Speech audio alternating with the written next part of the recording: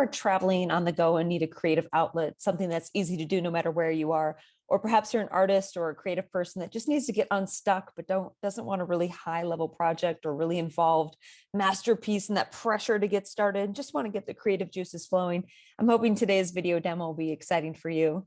I'm Cassandra Clark. I'm a visual artist based in Austin, and in the past year as a digital nomad on the go. So a lot of my creative practice and studio behind the scenes has been going between places and all over on the go. So I'm hoping that I can share some tips there as well. This is for the Austin Studio Tour 2021. I'm really excited to be a part of this year's event, albeit virtually again this year. What I'll be going through today is a watercolor and doodling demo, something really simple and easy that you can do on really any paper, but I prefer obviously a watercolor cold press paper. What I'll be using for this demo is just my watercolor sketchbook. I've obviously bedazzled it a little bit because of course, and this one is just a 6x9, pretty basic. It has cold press watercolor pages. So I do all sorts of things within here. I can sketch, I can doodle, and you'll just need a page like this. Any size will do. This one I prefer because it's very thin, folds down with the strap, and it's easy to travel with. One other one that I love working with, and that is very good for art on the go, is this Reflections Premier Watercolor Postcard set. This one I got from Jerry's Art Around. I'll include the link as well. It includes 24 of these watercolor postcards on cold press paper. What I love about these is not only do they come in a convenient little tin, but right after I create a piece, I can put one of the covers that are included in some of these sets and then just ship it right away. So it's less things to travel with, which is pretty convenient. But again, like I said, you can use any kind of cold press paper for this demo. The watercolor set I'll be using is my go-to favorite travel pack. This one is super cheap. I'll include a link for this as well. This one is just a watercolor 42 set. It comes in a little travel pouch. And what I love about this is not only does it conveniently fold in and out, you can see mine's pretty well used, so a lot of these spots are missing, but it includes a palette area where you can actually mix your colors. That's great. A little sponge here that you can use for cleaning it up. It folds in conveniently, perfect for travel. And what's also really cool is that includes this watercolor built-in brush. Obviously, these are not the type of brushes that I would prefer to do my watercolors in. If I had the time and space, it could set up my brushes, but this is so simple, I can even use it on a plane, and I have. So it comes with multiple sizes. This one has more of a square type brush tip. The top screws off and on because what you do is simply fill this component with water. You can kind of see the bubble in here as well. This is ready to go. One water, medium solvent, and paintbrush in one. And again, it fits right into this pack, so it's super convenient. I recommend one of these if you're on the go, but for this demo, any watercolor set will do. Nothing fancy or particular here. We're just trying to get the creative juices flowing. So whether you have your kids set at home or a very professional set of watercolors, I think you can still have fun with this quick demo. You also need a ballpoint pen or any kind of inky pen. That's really good for doodling on top of the watercolors. That's what I'll be doing today. This is a G-line 0.7. This doesn't have to be anything fancy. It just has to be a little bit inky so that you can see it more boldly across the color that you'll lay down. And some people also prefer to sketch out what they're going to draw before they put down ink, which is obviously more permanent. So if any kind of pencil and eraser if you want to sketch these things out, that will work really well. This is the Smart Sketch 2B and a magic rub eraser, which is pretty easy. I'll be using those for the demo, and I hope you will enjoy it. Let's get started. All right, let's get started. Here's what we're going to be doing today, what I call a color pop and doodle exercise. So in this case, here's a few examples. You can see that I've just laid down and had some fun with watercolor bubbles in the back, and then just doodled some floral images over it. A few other examples that I will include links to, so you can actually assimilate the same one if you'd like to. This is somewhat of a seashell design. I've taken more of a blue, warm, cool color palette and sketched on some seashells and creatures and fun things there. Similarly, I've done some more botanical type landscapes or versions of this. So you can see here a little bit more detailed botanical floral drawing, but the same concept of painting over these type of circles that I'll walk you through how to do. And the last one that's a little more simple in terms of the doodling nature. All of these just in my sketchbook. You can see the different colors for a fall landscape and some of these doodles that I'll be doing there as well. So let me show you how to do this. It's quite simple, actually, depending on what you want to doodle on there. The idea is just to get these creative juices flowing overall. So I've opened a clean page of my sketchbook. So this one's a work in progress I'm doing over here. This is all we need is this kind of blank sheet. I've got my handy dandy travel pack of watercolors. So again, all you need is this individual set. I do have lots of other brushes. The idea here is just to play and to make sure that we're having some fun. So no pressure if you don't have any other brushes. Hopefully this one is included. I'll show you what I'm going to be doing here. Taking this watercolor brush again, because it's got water in it, it is ready to go. I like to put the cap on the back so I can keep track of what we're doing. Now there's nothing primed on this page, just an open blank watercolor page. Think about what palette you want to do. So the example I showed earlier was somewhat of a false landscape, and there's no restrictions here. You can go color crazy, but I think in honor of November and Austin Studio Tour, I'm going to stick with somewhat of a fall palette. Now this set here has a lot of different colors. Oftentimes I'll mix them here. You can see I was already working within a fall palette if you want something unique, but also because this set in particular has so many options, you really don't have to feel limited. There's quite a bit you can just do quite out of this. And the whole point, again, is just to get the creative juices flowing. And what I like to do, if you don't know where to start, is start with just playing with color and water. That's what's so fun here. So because this tip already has, this watercolor brush already has water in it, what I'm going to do is create this circle of water. And this is going to be really hard to see right here. And you have to move somewhat quickly. I'm just gently pressing on this as though I'd be pressing on a pen. And you can kind of see the color differentiation. You can see how it's nice and wet in terms of this blob. Now, one of the cool things that you might know about watercolors is how much it bleeds and spreads out. So let's say I like this warmer yellow hue that I'm going to play with right here. Just by putting a little bit on this brush, you can see it's on the tip, and dabbing it into that watercolor blurb I just made of water. All I'm doing is just touching the color. Because there's already a surface of water, you can see even as I lift this, it's going to move around a little bit. And maybe you like it just like this. Look, it's got this really cool distilled effect. That is the beauty of watercolors that makes this so fun. You see I'm swirling this around a little bit to get the color all over after just dabbing it. And if you want to mix colors, which is really fun, you can do this with what's called wet on wet. So with this yellow, let's say I want to mix a little bit of this red. Let's go with a more bright cadmium-like red. If I just dab this here and there, you can see now I've got splots of orange. And as you can kind of see, what's already happening is the color starts to bleed out, drip into each other, and merge together. And obviously, because yellow and red make orange, now I've got this cool, whimsical looking yellow-orange color. So I can let this move, I can let this sit. The colors will keep bleeding together until it's dry. And so that's already one blob right there. I kind of like this effect and how they're merging together. And that's what I'm going to do a few more of here. And now you can clean off this brush by using either a paper towel, a tissue, whatever you may have nearby, or even the included sponge here, and just wipe it off. You might want to squeeze a little bit out if you do want to get a clean color, because there's still going to be some of that pigment left on your brush, even as you're going. So that if you're doing this in a confined space with just a set, use this. Otherwise, you can use a tissue. However, in this case, because I kind of want all of this palette to work together and just be a more cohesive color, I'm going to stick with this red. There's a little bit already on this brush. And I'm going to do the same thing, but now I'm creating this circle of water and keeping some of this red on it. And now it's obviously the more I squeeze, the more it's putting this clean water into the circle. So it's diluting it a little bit. So it's going to be more of a faint color. And you can see right where I touch down is where it's the deepest. This one's still wet, so it's still mixing. Keep in mind, you want to keep this flat if you want that color to set, but I don't mind this mixing effect. I think it's pretty fun. You get somewhat of a gradient effect here because there's more water and more pigment on this side. If you like it like that, keep it. Again, if you want to mix some of these more of these colors, I'm going to add some of these like burnt siennas and browns into this to add somewhat of a interesting effect. Just a touch of that.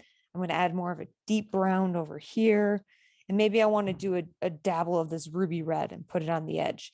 Now you can see these are all similar colors, but I'm kind of getting this blended effect. This is what's so fun about watercolors. Again, it's not even the output. It's the process of play right here that makes this so fun. The fact that these colors are still swirling, the fact that these two are bleeding together to make their own colors. And these are just bubbles. They can be any shape. There's no restrictions here. The idea is just to get moving. If you want to make lines or stripes or different shapes, knock yourself out. The idea is just to create some kind of pattern or form here. Again, I'm getting this all wet first so that there's a surface for the watercolors to play around with. You'll notice I didn't clean off my brush again because I like this continuation of patterns. If you're doing a totally different color palette, make sure you clean off your brush in between. Let's say I'm going to go with more of this deeper, this violet type purple color. I like how that's going to mix with the browns and reds that I just did. It's a little bit warmer, a little bit cooler over here. I'm going to add some of this like deeper raspberry color that I used earlier This is more of like a bright fuchsia. I like how that's really making this brighter. I love how this is, you can kind of see it on screen. It's starting to spread out and dilute. You can see how this is all mixing together in a really fun way. I'm going to make another circle while this is still wet. You can see these are different shapes, sizes. One thing to keep in mind, if I'm working in this purple and I want to go back to this yellow, keep in mind that these are complementary colors. So this will actually make a brown, which if is totally fine. Again, if you want this fall landscape, browns work very well, but just be aware of your color wheel while you're playing around with this in case you're going to be surprised that yes, you can make a purple and yellow one, but or any complementary colors for that matter, but make sure one color drives before you add the other. Let's just show you that because this is a little bit of a purpley hue, I'm going to go back to that yellow I used originally, gather some of that paint, and you'll see I'm going to add it here. And while this yellow part remains pretty yellow, when these start to blend and mix, I'm going to add a little more purple just to show you the effect. We're going to get more of that brown-like color. You can see how this looks a little bit more muddy in the middle versus the bright fuchsia purple that was on the other side. Totally cool. There is, again, no right or wrong. You should just be aware of the type of colors and palette scheme that you're working into. Making another circle over here. Let's go back and maybe I want a little bit more of this orange. I'm going to add some of this brighter orange over here. Dab it to any part of your shape or circle. If you want to swirl it around yourselves, great. I like the orange brightness of this blob, so I'm going to actually bring in some more of that red over here that we used and bring it back in here. You can see how hot red that is. And as these two start to merge, we're going to get more of an orange color. I like how they're kind of separate right now. I'm going to let them play. But again, if I wanted them to be mixed, I can move my paper. I could swirl my brush into it. You can see that the more water you add, the more the color is going to disperse. And because that red was such high pigment and I used so much of it, this looks like a completely red blob right now. To create some continuity, I'm just going to make a similar one over here. And maybe I want a blob over here. Both of these have wet. Obviously, you can see that this is getting lighter in opacity because I'm just adding water without adding more pigment. Now I'm going to finally clean off my brush. And if you want to move slower in this, please no pressure at all. There's no right or wrong way to do this. It's just a really fun way to get going. And now I'm going to add this brown to the edge of this. And then I'm going to be adding the yellow that I really enjoyed earlier on over here and a touch of that to this red. You can see now that I have a pretty full composition, different colors. Some of them are bleeding together. You can see the color and pigment moving as I swirl this around because it's still wet. This is your step one. And now your job is to completely just let this dry until we move on to step two.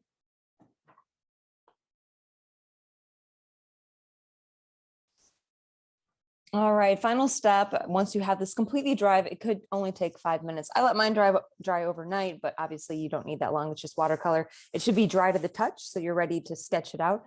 And you can see some of the differences in how these different shades dried together, this yellow and this purple, how they merge together, kind of a brown. It's always going to dry lighter than when it looks like wet. But this is what's nice is that it kind of has this opacity and this really translucent-like effect. That's what's really great about watercolors. I love that effect. Now we're going to get into the doodling sketching part. So I'll give you some ideas. You can doodle anything right here. This is, again, about the process and the creativity within it.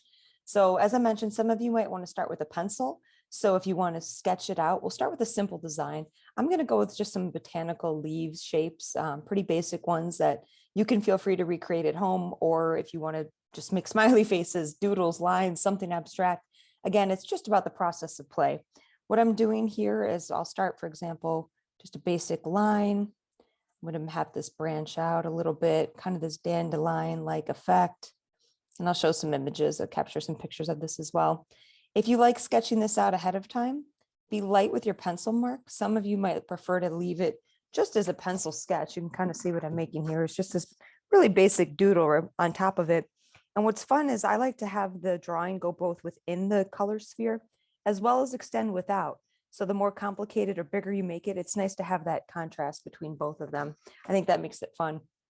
Now you can leave it like that if you like it, or you can go over it with your pen. So if you want to have dual lines, and because this is in pencil, if you want, you can erase these pencil lines thereafter. Sometimes I like to keep them in a lot of my watercolor compositions. I'll just keep both the pen and pencil because I think it adds a cool effect, but obviously it's a preference, whatever you prefer. You can keep this pretty simple if you want to add in thickness of lines to create depth. Like I might add a little bit more lines here to the stem, might darken this a little bit. This can be as simple or as complex as you want it to be. The idea is that we're just getting going and that we're making something. So you can see all I've done here is outline my pencil marks and pen, a really simple basic dandelion-like doodle. And you can already see that this is creating somewhat of a cool composition between the bubbles and the sketches. The second one, I'm going to keep going. I'll make another type of botanical stem-like leaf, but I'm just going to go straight with a pen. Again, if this is not something you're comfortable with, feel free to sketch it out first, erase any mistakes. You can see, as I mentioned earlier, you can barely see the pencil marks beneath that. But if it was bothering me, once the ink is completely dry, I would lightly go over this with an eraser. And you can see that you can now barely see these pencil marks. They're already disappeared. So whichever means is more comfortable for you. I'm going to go over here and do another simple sketch design. Start with this line over here. I'll add some little leaves. I couldn't even tell you what kind of plant this is because it's just meant to be a fun doodle. I'm adding a few basic leaves, simple sketch. Again, no wrong way to do this. The idea is that you were just having fun here. And I like to go back through, make this line a little thicker. Could add some detailing like line within the leaves. Sorry, the shadow makes it a little bit hard to see, but I'll make sure to capture some pictures as well to show you.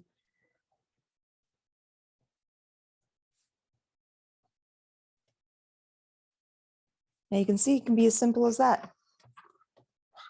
Now I have two of these little sketches. You can see that they're kind of moving towards each other, adding some movement.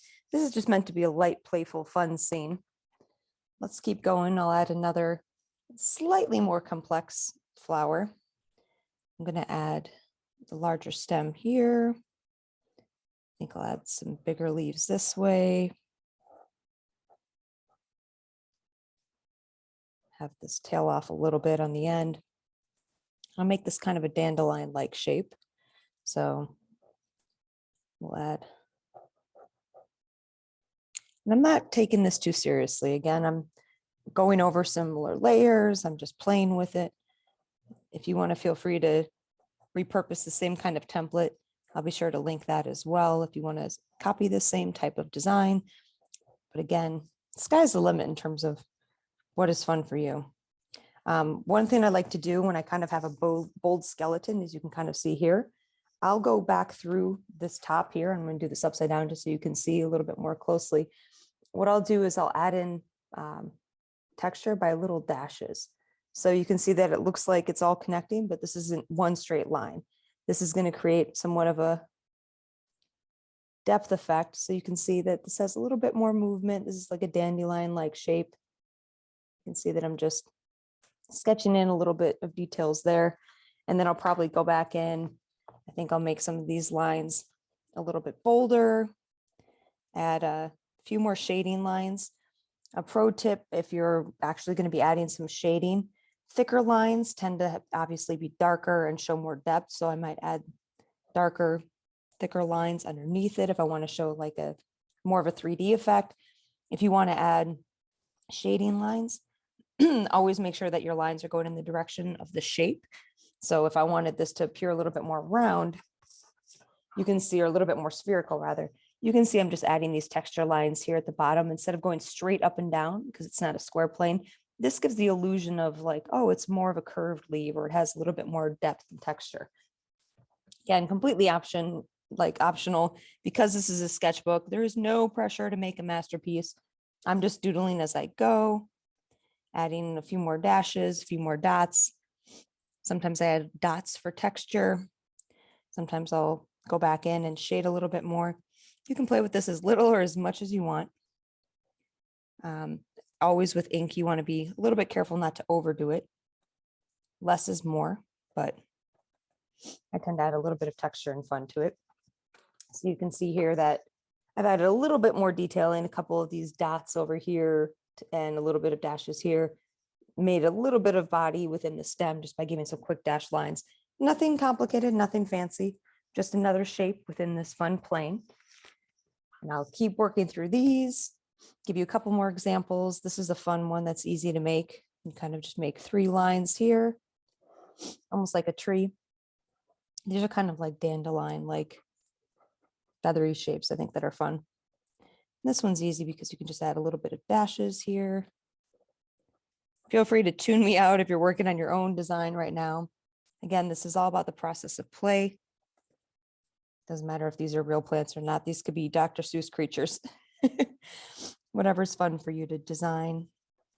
I'm going back over some of these lines just to add a little bit more interest and make the stem a little bit thicker. And then add a little bit of wiggly lines around this ball that's kind of like the dandelion fuzzy part. Add some dots in here.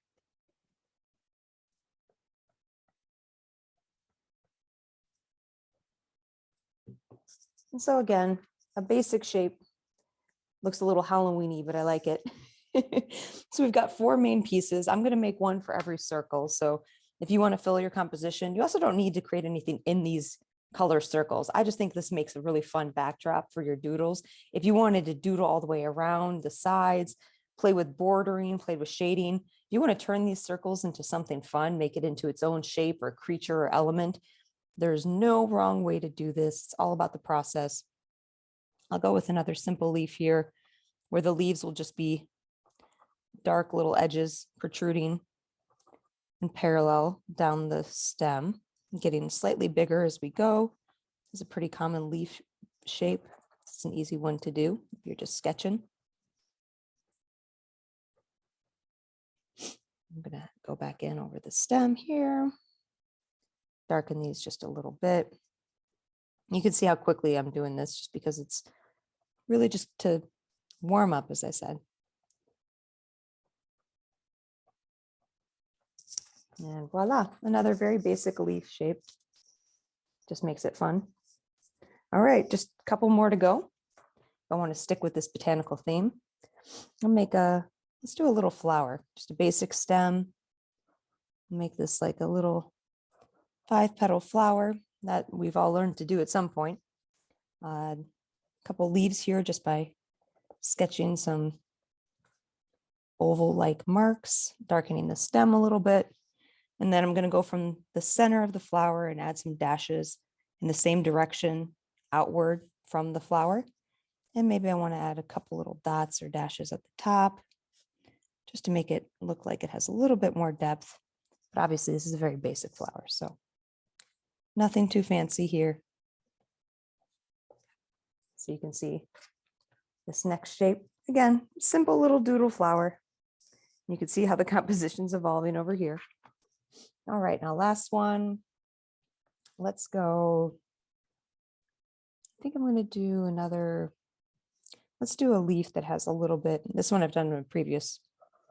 This one has a little bit more depth. It's kind of like a spade, like a card icon, making this upside down heart shape, if you will. A little stem here. I'm going to have this extend all the way up. I'm just adding lines for where this leaf might go. Somewhat of a basic leaf shape. And I'm going to make the bottom will have a little bit more depth by shading in secondary layer below it, making the bottom of the heart, if you will, a little bit darker. Same thing at the top. I'll have this drop down. Somewhat of an interesting leaf this way. And I'm going to add some of these dots again for texture. It just kind of makes it look a little bit more complete, even though it's a doodle. You want it to have some kind of resemblance to nature, so it's obvious what your intent was. But hey, if you want it to be completely ambiguous and abstract, nothing wrong with that either.